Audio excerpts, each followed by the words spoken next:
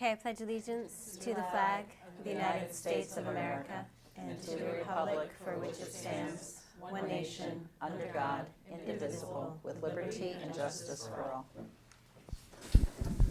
President Daly? Here. Vice President Hammond? Here. Trustee Parr? Here. Trustee Schwartz? Here. And Trustee Clements is absent for the present. Absent for the moment, but probably on her way. I want to start by announcing two things. One is Haldane School Foundation's Fall Ball is Friday, October 14th. If anybody has not bought their tickets yet, run to the Haldane School Foundation's website and buy them. It's a great event. It's super fun. Plus, you're supporting our students. So give it a thought. And the other thing I want to mention is Tennis Community Play Day. It's this coming Saturday. Haldane tennis courts from 11 to 1.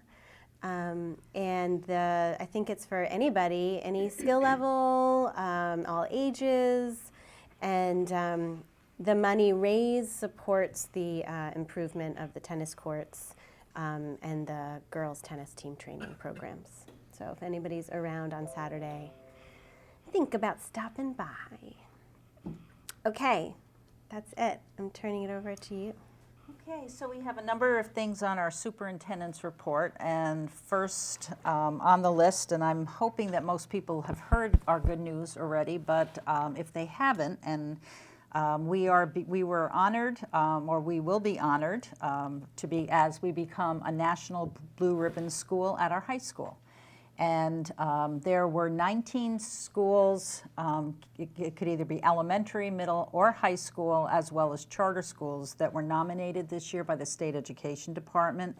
And then last week, there were announcements on who actually made it into the blue ribbon, and Haldane High School was one. So we are very proud of our students and our faculty and our administrators and everybody that worked together to make the school as productive and positive as it can be. And in early November, there will be a team of 4 going down, and we will accept the nomination and the blue ribbon along with 329 other schools nationwide. So we're very excited about it. It's a huge honor. It's something that is relatively new, again, for high schools. Very few high schools have received blue ribbon awards. And so last year was the first time in quite some time they were nominating high schools. And so there are very few, again, high schools, and I think that if you look at the history, you'll also see how few, mainly elementary, some middle level, were actually honored. The other thing that we learned, and I believe it was 1984, but our elementary school was a blue ribbon school. And so that's something that we're just learning more about. You have to go way back in the history. I think it was only two years or so after it actually started. And they start dropping schools that are over 20 years ago that they received the blue ribbon. But it was in the mid-'80s that the elementary school was also a blue ribbon school. So that's interesting. So you get the award, and then you hold on to the award for 20 years? You hold on to it in perpetuity. Although there was an article that I sent in the information I sent out to the families last week, and there was an article in Ed Week about what it means to be a blue ribbon school. And they were talking about for the community, and they were talking about the financial aspects of the community and home prices increasing. And they were talking about the initial raw, and then everything kind of settles in. And then you just remain a blue ribbon school. And they were talking about the potential of having some kind of re-evaluation process happen on maybe a 5-year period, because they were saying, in 5 years or 10 years, a lot of the people that were presently in the school could be gone. Right. And so I don't know if it was a recommendation that was made. I don't know if anything will come of it, but at least for now, it is once you are, you are. And we'll see if there are any changes that happen. But so I think it will be very exciting. We will be in Washington, D.C. on Election Day, so that should be interesting. Vote before you go. Wherever it's going, vote before you leave. We have to get our absentee ballots because we actually go down on Sunday. Oh, Absentee ballots, then. Yes. Yes. Oh, yes. I have an absentee ballot application in my office if you want to make a copy. So thank you. Voting actually is, if like you have to do it, it's a great pleasure because you can just do it in the comfort of your home. You don't have to go to the polls. You just do it and send it in. It's really easy. Okay, so the next, last week, we also had a visit from Dr. Paul Yellen, and Dr. Yellen is helping us work and create our learner profiles, and we were looking at our goal for the learner profiles. And actually what we're going to be doing is probably starting the first tier this year. And there are actually going to be 3 tiers of the learner profiles. One is going to be what all our students get, and there's a sketch tool that's used and helps kind of give the students an understanding of who they believe they are as learners. We're talking about for the RTI students that may be in Tier 2 or Tier 3, getting some type of support services through RTI. There may be a Tier 2 evaluation, which is heftier than the Tier 1. We may be looking at specific things within the evaluation. And then Tier 3 evaluations will actually be very similar to what was done when a child is presently being tested for special education. And so we think that what we're going to be able to tackle this year and try will probably be Tier 1. And we had a long conversation about what it will look like. We will be talking about how we're going to teach our students about the neurodevelopmental constructs that they will need to understand who they are as learners and how they can empower themselves to be better learners. And then he will be coming back to us twice through the fall. He will be our keynote for the Superintendent's Conference Day. So all our teachers learn about all the neurodevelopmental constructs where they won't necessarily be using them as a tool to do the assessments. They'll need to understand what they are in the classroom. And then we're going to have further training from Dr. Yellen. And we have, would you like to say anything since you were a part of the training? Andrea was part of the day. And from the teacher perspective, sorry to put you on the spot, no, that's okay. That's all right, no problem. So I was part of the team who went down to the Yellen Center in New York City, and I was able to observe a student who was one of our students, a Haldane student, who was evaluated by the Yellen Center. And then as a follow-up, when Dr. Yellen came, part of what we did the other day was the first portion of our time together was what was called the demystification, when Dr. Yellen and one of his colleagues spoke with the student and the student's parent and talked about what the results of the evaluation, what the results were and what it means and what that tells the student about, you know, how he learns. With an emphasis on his strengths, and as well as identifying some of the challenges and what strategies, you know, he recommends for that student. And it was, for me, it happens to be a student who I teach, and so for me it was very, it was very helpful, it was very illuminating, and I've actually already tried a couple of the strategies that he talked about, and what I liked about it was the conversation, the fact that using these evaluations to really open up a conversation with the student, like, well, what is it? Okay, so here are the results, but what does it mean, and what does that mean for you, and what can you do with the information? So I found that was really useful and helpful, and it made me really excited and interested about, you know, in what we're going to try to do here at Haldane. And very often we don't include the student as a regular part of the entire process. And I think that one of the big changes in the whole thing is that the students will be an integral part, and they will be there. They'll learn how to work with the strategies, and hopefully it will become an integrated part of their personality. So. Yeah, definitely. Oh, good. Thank you. You're welcome. So that was a fun day. We also had the safety committee meeting, and we were talking about some of the new mandates, and I'm just going to remind parents, and a letter will go home as we get a little closer to it. But this year, the number of drills have changed, and where last year and years prior to that, we had 12 fire drills per year, 8 in the fall and usually 4 in the spring. This year, they're asking for 8 fire drills through the year and 4 lockdown drills. So we will be having lockdown drills. Paul and his group are kind of coordinating their part of it, and when we pick the day and we go through, we'll be sending the call to parents so they will know that it's happening, it is a drill, and we will send a letter prior to explaining that there will be 4. And we don't want people to think that there's any reason why we're increasing the number of lockdown drills other than the fact that this is something we've been asked to do. So that's something that's going to be in place, and we're beginning that process now. Diana, Yep. has the safety committee ever, are all lockdown drills announced in advance? Like, I know when there's a drill, Yeah. you clearly state this is a lockdown drill. Right.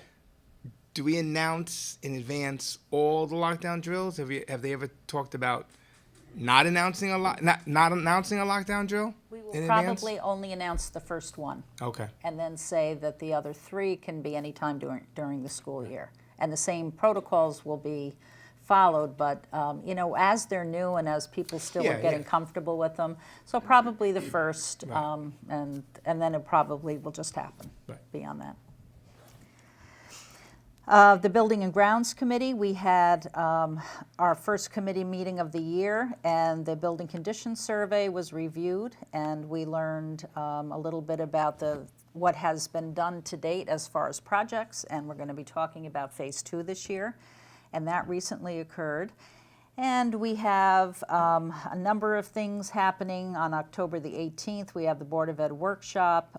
The district auditor will be, are they actually going to be here to present, Ann? So they will be within, so if you want to hear about our district audit, please join us there.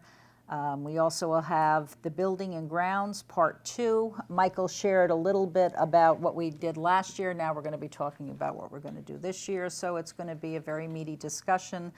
We're also going to be talking a little bit about concussion management, and we have Chris Salem, our athletic director, will be putting some information together so we can have continued conversations about what we're doing with concussions and the potential of making some changes within the district. So, Anne, just to clarify for me, the auditor's report that we're getting, that's our annual report. That's not the one that we had, the special audit we had over the summer, the random, whatever. This is the annual, gotcha. Thank you. Thank you.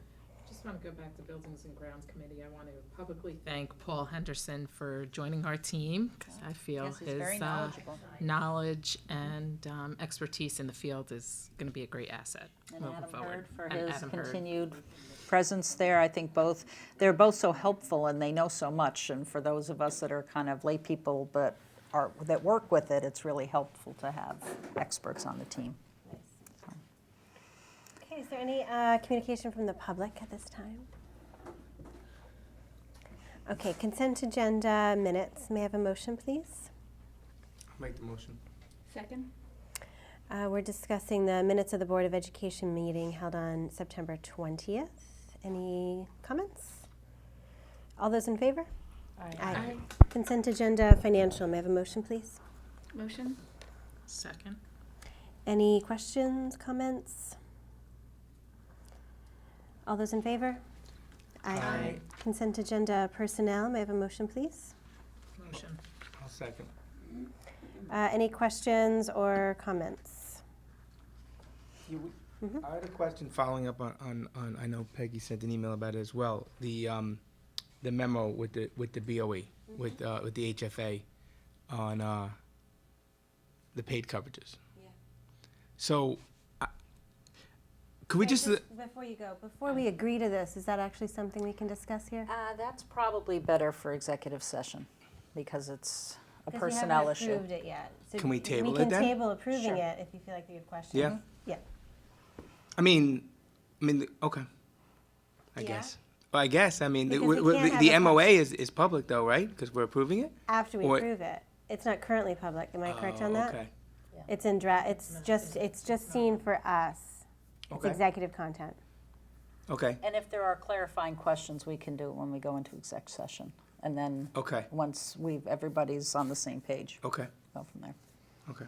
Okay, so we're gonna pull that out then for approval for the moment. Yep. So the consent agenda is just dealing with the 6-period assignment. All those in favor? Aye. Okay, unfinished business. So we have some policy reviews here. And the last one, the concussion one, we all just got today. So, and Diana had said in her email, like it's kind of a first read. We can talk about it, not, and if we didn't get to reading it today, it's fine. It's more there just as like information for something that's upcoming for us to discuss. The other 3 are dealing with the foreign exchange students and the non-residents amendment. And for the public, I think it was last year, we made the policy about the non-residents coming to our school. And we just gave more information saying if somebody wants to come to our school that is not a resident, they need to pay tuition. They don't want to pay tuition. If they think they have some sort of circumstance, then they can apply to the board, and the board will consider it after the application is submitted. And basically, we're just being super specific and inserting that also includes foreign exchange students. And this is the second read on that. Not on that Oh, one. Well, there are you- two that. The first one was introduced already 2 weeks ago, Yeah, right? but I think that was, you just got it, We so. had just gotten it Right. like that day. So I think So I this think is they kind of pushed it off. considering, I'm considering this the first read of all of this, the first 3 there at least. So does anybody have any questions about any of these policies? I had a question on the first one, 7133. It pulls out that the foreign exchange students may be admitted to the district high school for a 1-year academic program. Right. So is that to suggest that we'll look at each, so say they were saying for 2 years? I think J1 visas are only good for a Only year. 1 year. Okay, so that's just like a rule. And I think if they were able to do something with the visa, it's potential that they could stay longer, but J1s are usually for a year. Okay. And then the other thing I had on this was that number 6, the district will accept no more than 2 foreign exchange students in a school year. Is that a arbitrary limit? Is that a limit for a reason? That's an What's your arbitrary thinking limit. on it? It depends on what the district wants. There are times that the district may look at bringing in a whole group of students, and if our district ever chooses to get a SEVIS rating, which goes through Homeland Security, we can accept students that want to tuition in and pay, and there are districts that are beginning to do it very often. Right now, there's requests for students from China to come in and be educated.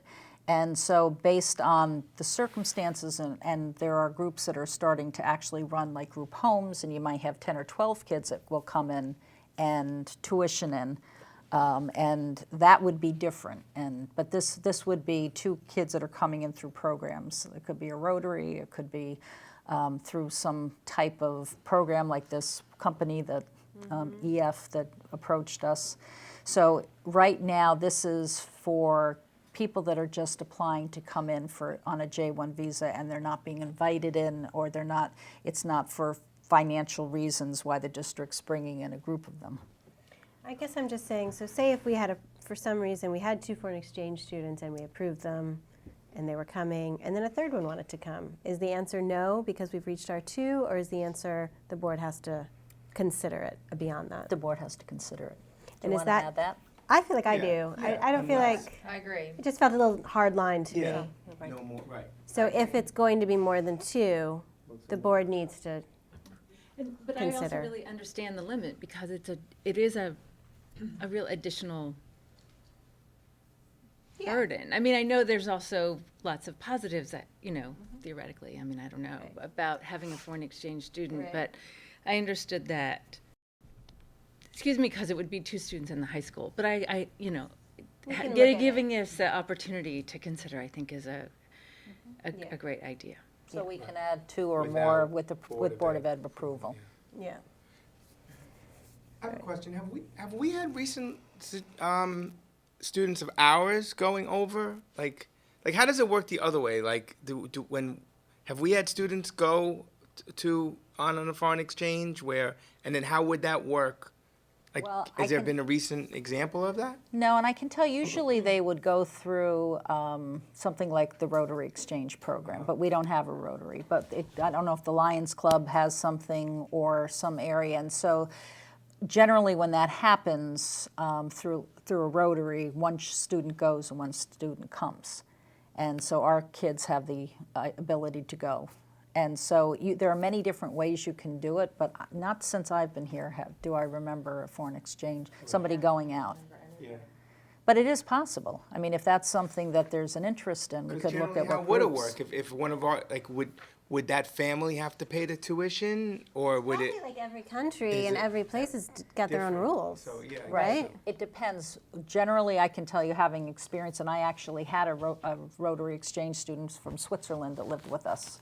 And so it's there's a family that adopts the child for a period of time, and generally it's 2 or 3 families will take the student for the year, and they go, and somebody comes, and it's an even exchange. Literal exchange. Yeah. So that's how it works. And if we had one of our students going abroad and tuition free, then we would accept a student tuition free because it's a barter. Right. So, but that is possible. Okay. And EF International, which is the company, provides that service with a J1 visa if you apply to EF. But you also pay for that. You pay for the visa or you pay for the service I think both.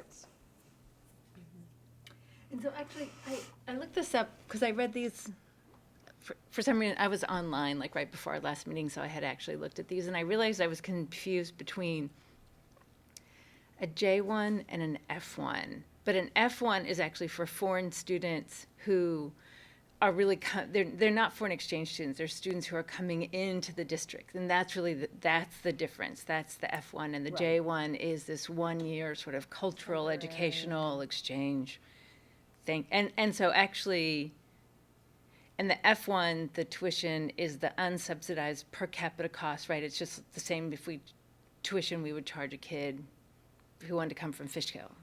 But for foreign exchange students, that's the tuition that the board sets, is what I Yes, read. Okay. correct. Thank you. So we could say, no, if that kid from Fishkill is paying X, then you're paying X. Or we could say, Right. you know what, we're going to give you a break because of the situation. Or You're so generous, I figured we would charge more. I'd be like, well, it's an extra burden.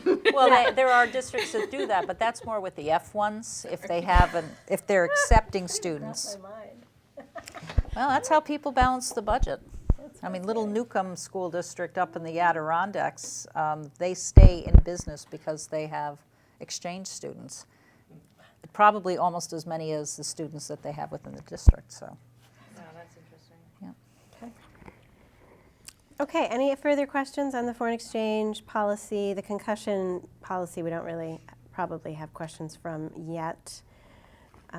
These are the first reads, so if any more questions come up, you can send them via email, and then maybe we can do some approving next time around. Okay, moving on to the land sale. So this is just an FYI. So we spoke about selling the White Hill property. We spoke about it a few board meetings ago. Maybe it was like last year, I think, that it first came up before the summer. It was brought up by a community member who was interested in buying it. So we started addressing the issue of, oh, we have this property, let's talk about if we want to sell it. And it has recently been brought up again, and the board has decided that we are not interested in selling it for the time being. That's not to say that we might change our minds. A different board might feel differently about it, But for the moment, we don't feel like it's in the school's best interest to sell the property. It is not on the market, and we don't expect to be selling it anytime soon. And that's separate from the James Pond property, which we are presently selling. Correct. Are there other properties out there that the school owns that we don't kind of Yeah, I have? think that you were going to start looking in that. I'm yeah. finding a list We're working somehow. on that. It's very interesting that it's not just, hey, here's a list of what we own. There's some grid numbers that have come up under our name, just little parcels around. And, but we have, like the town looking because nobody can find the deed. So it's really opened up this project. It's not a lot. It's not like, we have all this acreage that we didn't know we had, but there's like tiny little bits and pieces, I think, where land got sold in a long time ago, and there's like a little piece that might still be under Haldane's. And it's not really, it's not in a neat package. It's not, everything is not under Haldane Central School District. It might be under Board of Ed, so it's hard to find. It's hard to find the parcels. So it's interesting. Jessie is the tax collector, so it's a good project for her, and she's also, she likes to talk to people, so she's calling different agencies and trying to compile this, and then we're going to give the information to Michael, who has all the maps. So at a future date, when we do have all of this, Yeah, that'd be really interesting to know gonna let what you know. bits and pieces we have for when these things come up, so it doesn't take us off guard. right, for sure. and how the land that the school is on right now, the school buildings are separated into different parcels. So it's just a good thing, and then we're gonna clean it up. We're gonna work with the county and the town to get the rolls cleaned up so that everything's consistent and under the same name. So it really has opened up a project, but not something I can just say, oh, look what the printout we got. It's like, so it's in the works. Thank you. Thank you, Anne. Okay, so moving into our Board of Education workshop topics, I think we are all in alignment on these. I think we can approve them. So, Julia, would you like to read the recommendation? The recommendation is that the Board of Education approves the workshop meeting topics as listed below for 2016-2017. May I have a motion, please? Second? Any further discussion? Besides, looks like a busy year. And someone from Bonadillo is going to come on the 18th Yes, to present it? yes, the partner. Okay, all those in favor? Aye. Board of Education retreat, this is just filling the public in. We had our part 2 of our retreat last week and got some good work done. I think we're on to good footing for the year. And I don't think we do another retreat until next Usually mid-year. mid-year, right? Yeah, January, early February-ish. So we'll talk about doing something interesting or whatever's kind of pertinent at the time. Maybe at that one, we can have Westchester Putnam or Yeah. NISA. School Board Association come in. Yeah, that Do sounds like a that. great idea. Board of Education goals 2016-17. I think these are still under discussion. I haven't heard from all board members yet on if they had any questions or further input. So I think we have to move this forward to be approved at the next meeting. Okay. Unless, to give everybody a chance to give input. Yeah. So we're tabling this. Do you want to ask if everyone, Well, I don't know if everybody, do you have actual comments, Peggy, and questions?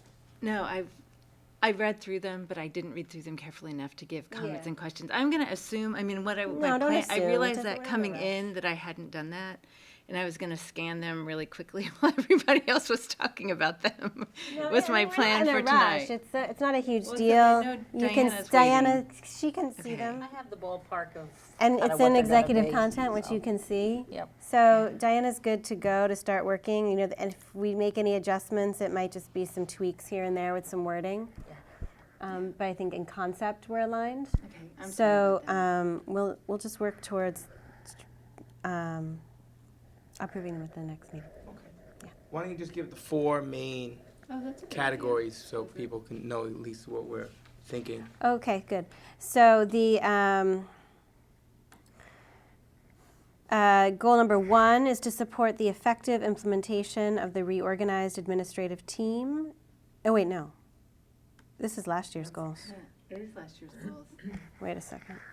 She has last year's goals in the, Yeah, Here's that's, one. wait, I got it. that was, I think, to be referred. Okay, I got it. Okay, number 1, support the effective implementation of the strategic plan. I think this will be on our goal list for the next 5 years. Number 2, create clear and effective communication with the public. Number 3, address buildings and grounds needs with efficiency, transparency, and fiscal responsibility. So those are our top 3 goals for the year, and then we'll have a few details to work out. Okay, so any communication from the public at this time? Moving into new business, we're looking at the CSE and CPSE recommendations. So Julia? The recommended action is that the Board of Education approves the recommendations by the Committee on Special and Preschool Special Education as submitted. Can I have a motion, please? So moved. Second. Any questions or discussion? All those in favor? Aye. Concussion management and sports trainers. So this is something that the board has brought up as something that's important to us, right? We want to make sure that not only are we meeting the needs of our students by the state's standards, but that we're really meeting our students' athletic needs and health and wellness needs. So, you know, we've got a lot of questions about that. We've given those questions to Dr. Bowers, to Chris Solom, and they're going to kind of get their heads together so they can give us the right information for the next meeting and be able to answer our questions, you know, with a little bit more thought. But, you know, basically we want to know if we're doing enough for our kids, and if not, what else can we be doing? What are other schools doing? You know, are there budgetary implications for doing more? And how do we get to the right place? So he will have his presentation ready for us for the next meeting. Great, Thanks, Diana. thanks. You're welcome. Okay, so the internal audit. So I'm going to have Anne give a little background here, but basically what we want to do tonight is just shoot around any ideas that we might have for an internal audit this year. It is something that we have a little bit of flexibility with, and I'll let Anne explain why. But every year, you know, at this point we can kind of say what we might want to what we might want to look at closer. And the audit committee is meeting this evening, so if we can share some of our thoughts with them tonight, that would be ideal. So Anne, would you mind just kind of summarizing? I felt like what you were saying to me was really helpful. Maybe just give like a little overview and why we have the flexibility. Sure. The internal audit is different from what we're going to discuss tonight with the audit committee, the financial statements, in that it's not a review of the financial information, but it's more of a review of our procedures in any particular area to see if there's proper controls, to see just how we can improve procedures and policies. And risk management. Risk management, Yep. yes, thank you. So what generally happened and happens still in other districts that are not exempt from the internal audit is that there's first a risk assessment where a company, an audit company comes in and interviews really all of the the departments that have a financial implication. And then they rate the different areas based on those interviews. And whichever has the highest rating, which means it's the riskiest area based on procedures that we have, they do a focus audit, which would be either, sometimes a district will have the risk assessment in the fall and have the focus audit in the spring. Sometimes a district will have a risk assessment one year and the focus the following year. It just depends on timing and the availability of the staff and the auditor. So in 2013, the governor, in their budget, when they had the rules that they have every year, they changed it so that if a district has fewer than 1,500 students, you're exempt from the internal audit requirement. So from 2013 on, we were exempt. At that time, the board decided they didn't want to just do away with that line in the budget. They said, well, let's use that for other things. If we don't have to have a financial focused audit, let's look at another area where we might need to put our attention. And that year we had the IT audit. And it was pretty in-depth. There was a lot of areas that needed attention. So we talked about that for a couple of years. We had an update on it the following year. We haven't had anything else since then. So really, just because you're not required to have an internal audit doesn't mean you can't. So you can have another risk assessment. You can go the financial route, or you can say, we have this money still in the budget. Let's focus on something that we have questions, or maybe mandates have changed so much in a certain area that we might be following an old procedure that really needs to be refreshed. So it's really up to the board to decide at what direction they want to go to, probably with the audit committee. Even though it's not a requirement, it's really opens up choices for you. So, things that we've been talking about, that have been on our minds is fundraising. We've been talking about maybe creating new policy around that. That might be an area of focus for an internal audit of sorts. We've also been talking a lot about special education and kind of, we did the, what's it called? Where Ms. Ryder came in and what did she do? Just an assessment of the. She did it like an assessment, right, of the programs. In 2013, we did that also for special ed. Yeah, that's We for the looked at- state. Right, we've looked at that Yep. for transition. I think there's another one. Every year you have an indicator, something that we're asked to do. So, Anne, what have you done in the past? Sorry, what are some others that have been done in the past? Yeah, I did some research today, because it just seemed one year just goes right into another. In 2008-9, we did human resources and payroll. In 9-10, we had a risk assessment. In 10-11, we did purchasing and accounts payable. In 11-12, we did another risk assessment, but did not have a focus audit because the following year was where they did away with the requirement, and the board decided to go ahead. And in 13-14, we had the IT audit in lieu of a financial audit. So the traditional areas for an internal audit are payroll and personnel, cash receipts and revenue, accounts payable and cash disbursements, travel and conference, extra classroom activity funds, or capital projects. I want to point out, not that I, want to say, oh, don't look over here, but I want to say that we had a really thorough risk assessment in last summer when the controller's office was here. He was here for weeks, and he really turned over a lot of stones.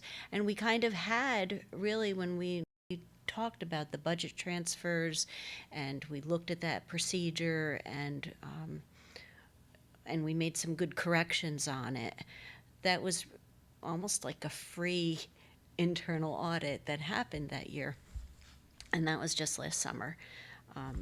So you can have someone come in. We would do an RFP because the internal audit contract that we had is now expired, so we don't have an auditor to act as our internal auditor. We would do an RFP, and the audit committee would make a recommendation, and we would have a risk assessment and go that route with those areas that I described. Or you can say, we're going to spend the money and have an expert come in and look at the area and make some recommendations. That's what happened with the IT audit, where we deviated from the internal auditor. They told us that that wasn't their expertise, that they couldn't do it. A regular auditing firm are not IT specialists. So they said that they were not going to hold us to that we had to do a financial internal audit. They recommended that we not do it with them because they weren't. So, I mean, it sounds to me like the comptroller's office did a very thorough, And thankfully, Anne yeah. is awesome, and we didn't really have anything, so thank you.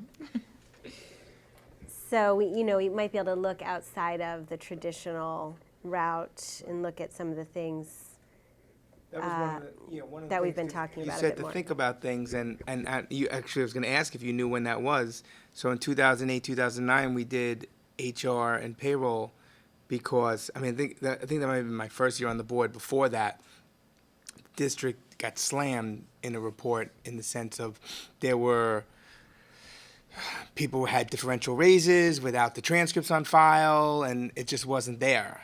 And so that was what spurred that audit in 08, 09. So I don't know if that was something to follow up on. Now things are a lot more digital, so I don't know. But that was just something I was going to throw out. Was that covered in? We had human resource and payroll in 2008 was when they also recommend doing a very in-depth audit when there's personnel changes. And we did have a personnel change in that department at that time. Yeah, that's right. So that's definitely a time to say, all right, I'm not criticizing anyone, but you get in your regular routine of what you do every day in your day-to-day work. And a lot of times when someone leaves is a good time to shake up the whole thing and shake it out and say, you might need to get this a little more organized. But Evan's suggesting, do we want to follow up on that? That was in 2008. That was 8 years ago. Is it time to do a follow-up? And I guess my question to you is, was that included in the comptroller's Oh, absolutely. audit last summer? Oh, it was? Yes. Oh, that Oh, was? yes. Okay. Yeah, Okay. he touched really every area that So they go back and see, and again, I'm not saying it's happening, because that's what was that when people have raises based on credits, those. He did not go back years. Yeah. The controller's audit, it was the summer of 15, and he audited the 14-15 school year. And that was our, sometimes the Yeah. controller will take a 3-year They do a test. time frame. They do a test period. Ours happened to be that 1 year because we hadn't had a controller's audit in about 7 years. They try to do it every 5, Right, but they've had, right. so much backlog that it was 7. But he came in and Right. he asked for everything. Did for a while. He did. He moved in. And we were like, "Hey, Sam, how are you?" So when does that report, with the controller's report from this summer? Okay, That was so last summer. It was last summer. 14, 15, Right. the 14, 15 school year. Yes, that's Okay. what he. Okay. So, We got that. okay. We got that. Fall. Right, no, I know, That so, was but, so a- this is, so if we had an audit though, that if you audited anything from an internal audit now, it would be generally the 15-16 school year, is that how it would be? They would always be a year behind, pretty much? Well, they're not, the controller did a risk assessment, so he went over procedures, and then he really did a focus in every area Right. to make sure we were following the procedure that we described to him. Right. You know, it's not just, what happens is they come in and they interview you and they say, you know, what do you do with cash receipts? Tell me everything you would do from this area to this area.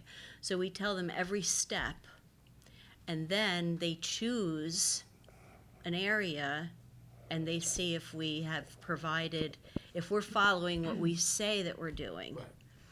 And they go and they trace it from A to Z, and they see first if you have reasonable practice, or if maybe there's separation of duties, maybe somebody's doing something they shouldn't consecutively, and then they trace it, and they see if it's actually what you're doing. And to put it in perspective, so what is the cost? What is the line item budget line for the internal audit? So if We we have do the internal audit, $10,000. 10,000. Right. Okay. So when we were asked to think about this, I actually had no idea what even the possibilities were, so this is very helpful.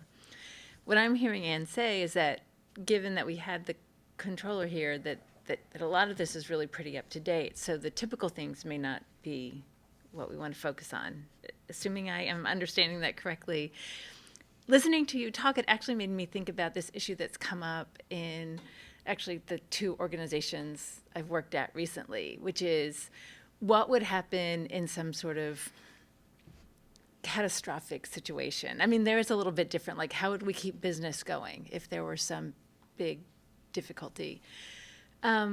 And I don't know if this makes sense for the school or not, but one of the things I was thinking was, like, so if there was a big disruption in the internet, or I don't even know what it would be, given that a lot of what we're doing, like what teachers are doing with kids and what kids are saving, it's all on, you know, a lot of it's online and cloud-based storage. And in the olden days, we used to, you know, back stuff up on multiple disks, and that was adequate. I mean, I don't know if this is the right thing, but like, do we need to have procedures in place in case there was some sort of, I don't know, disruption? You know, if so much of what our kids are doing and what teachers are planning is online, are we really sure that everything's safe and secure and being backed up and saved in the right way, you know, or things having to do with students, you know, personally identifiable data and data security, right? Well, some of that was part of the IT audit, wasn't it? The IT wondered if that security was. audit. It was, yeah. So I don't know. I don't Was know. the I don't have a backup top. plan part of it though? I agree. That's Like if the internet fails, what do you do? know, as I was saying- what happens to their grades. As I was saying it, I was like, well, this is sort of like dumb. I'm pretty sure that was already addressed. We got, Was it? I'm pretty sure, we can pull it up again, but that was in the IT. Yeah. Although it I- probably has changed quite a bit since we've done that. I remember a lot about that IT audit having to do with like passwords and like that's a lot of what I remember, passwords Yeah. and usernames, and a lot of stuff having to do with data security. So so basically I don't have, I mean, the only other thing I could think of would be something like, is a district following all appropriate procedures, which I would assume would be the case for maintaining, the confidentiality of student data, of personally identifiable data, right? And actually, this is really an issue, because there's a report that came out of a law professor at Fordham University a few years ago, really noting that a lot of third-party vendors, you know, may not be implementing the kinds. I mean, it's a big issue in ed tech. To what extent are third-party vendors maintaining the confidentiality of students' data?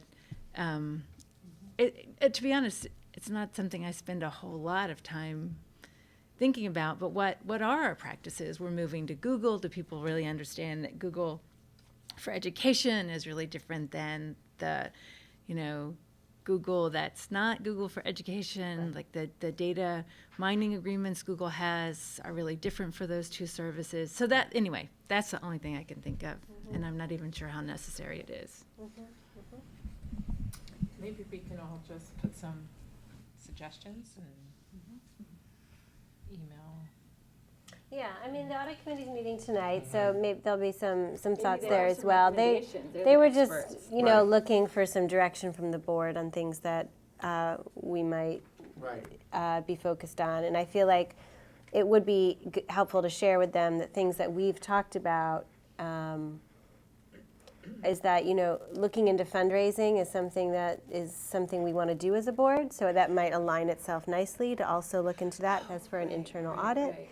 You know, other things we're doing this year as a board and as a school district is we're doing these learner profiles and kind of kicking up on special education and how we educate our kids. You know, is there something along those lines that might make sense in policy and procedure? So those are the two things that kind of kicked into me as like aligning with what the board is already focusing on a bit this year. But there may be other things that come up.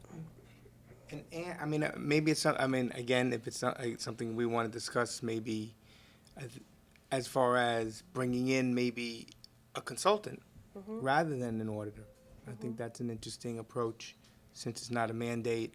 Maybe, again, with, you know, I'm just throwing out ideas, coming up with a policy like an every other year audit, 1 year, you know, and then 1 year consultant, not necessarily an accountant from an accounting firm.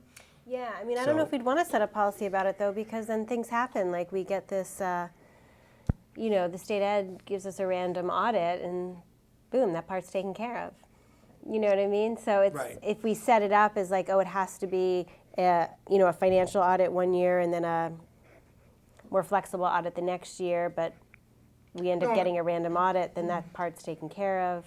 Well, you can always throw in pending, you know, that the board has the option to, if it's a year that's supposed to be a consultant, the board in place at the time can decide to do the internal audit, or if it's supposed to be an audit, they can decide to do a consultant. I mean, always giving the board that's of the time the option to make the final call, but just create maybe like a Because system. I'm assuming that the real reason the state said we don't have to do the internal audit is because he felt like it was a financial burden on small schools. Right. Right? So there may even be a year that we say, hey, guess what? We need that $10,000 to put elsewhere. Yeah. Can I ask one last question about the state audit? So one of the things we're talking about, the Buildings and Grounds Committee, you know, and us as a board really talking about the issues that need to be addressed in the district's infrastructure is did the state controller look at our policies and procedures for, you know, acquiring bids for those kinds of services? Like, is it really that whatever the laws are for, you know, something of this level of expenditure or that, or what the policies are for? For the RFPs, you said? Yeah, not just RFPs, cycle. but the issue is also, because I remember there were some things of a certain amount don't require RFPs, and so if something doesn't require an RFP, like, what is there a policy for that, and is it being followed? I mean, again, these are things that I'm not worried about. I just know that they're issues that we are facing. It was part of it. They reviewed our policy and our procedures as far as thresholds and compared it to the law and what the thresholds are for whether it's a service or purchasing goods. And then they pulled our vendor list, and any vendor that was paid higher than that threshold, they checked it to see if it was purchased under state contract, and then we don't have to do an RFP or get the quotes. And if it wasn't state contract, then we had to show that we attempted. Sometimes we try to get 3 quotes and people don't call us back, but we have a log of the attempts that we made to try to get those comparable And the quotes. building condition survey is basically a state mandated correct me if Every I'm 5 wrong, years. every 5 years. Yes. So this isn't, I mean, they're looking at it anyway. Right, So- right. But I think that's a good question to ask. Like that to me is like how I think of the internal audit as well. It's like what is the school and the board working on this year? Buildings and grounds is one of those areas. So is there anything in there that we would want to look deeper into? Right, especially because we know that there have been concerns about this, right? And we remain very confident that we've been handling things and that things are being handled appropriately, but especially as we enter this period of really paying attention to this, making sure that we can assure the public that Yeah, we're doing the right thing. we are doing due diligence, the district is doing due diligence. But, or maybe we don't need an internal audit. And that falls under purchasing. It wouldn't, it's not just, Oh, right. it's not just capital projects Right. or buildings and grounds, it's all purchases. That makes sense. What about building security? Have we ever done an audit on building security? Not to my knowledge. Although I can tell you that Paul has pretty much done an audit when he came in, and he looked at just about everything that we can look at for building security. And that's why we've been making a lot of changes in the past year. Right, right. Yeah. But since we are moving and doing a lot of those things, maybe we can help out and, put some money towards that and say, And which we have, and he's looked at best practice in school settings, and he's brought with him all the information he's gleaned from his police department, and so we've made a number of changes. right. We probably have an ongoing audit with Yeah. Right. Paul. Right. Well, thanks for the, It's good to have fresh eyes. Yeah. Okay, so I mean, there's just some information to share with the audit committee. I think some ideas, and if anybody else has more ideas, shoot them along via email to the audit committee. And then I imagine maybe at the October 18th meeting, when the audit, I don't know, like when will we hear from the audit committee on like their recommendations? What do you think? After tonight. Maybe after tonight, you'll talk about it tonight? Okay, so maybe at the 18th. Mm-hmm. Okay, great. Okay, any communication from the public? Yes, ma'am. Sorry, bad timing, I'm sorry the timing is off here, but can I just ask a procedural type question regarding the MOA from the consent agenda personnel? So procedurally, when a discussion is happening in executive session, it doesn't necessarily mean that an action is going to be taken. Actions aren't taken. They're just not. Okay, that is my procedural question. So actions are not taken, and so I personally would expect to see that on the next agenda. We could come out of executive session and they could choose to do that, or we could just table it till next time. I see. There's two Okay. options. All right. So And then we might say we're going into executive session for a few reasons.